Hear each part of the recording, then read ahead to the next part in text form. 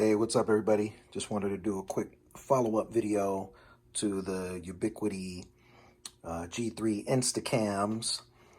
Talked about they were in stock, was able to grab them, having that software, that website that lets you see when changes are made to it. And here we go, all on the same day. 1, 2, 3, all came in. So, yeah.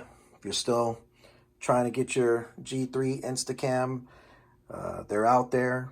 I'll double check and see if they're still in stock on the website right now. All right, here we go. Open these bad boys up.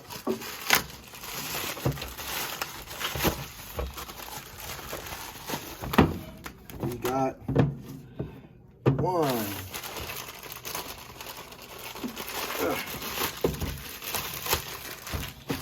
And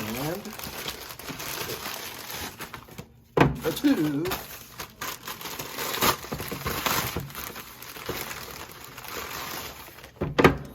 Three of them right there.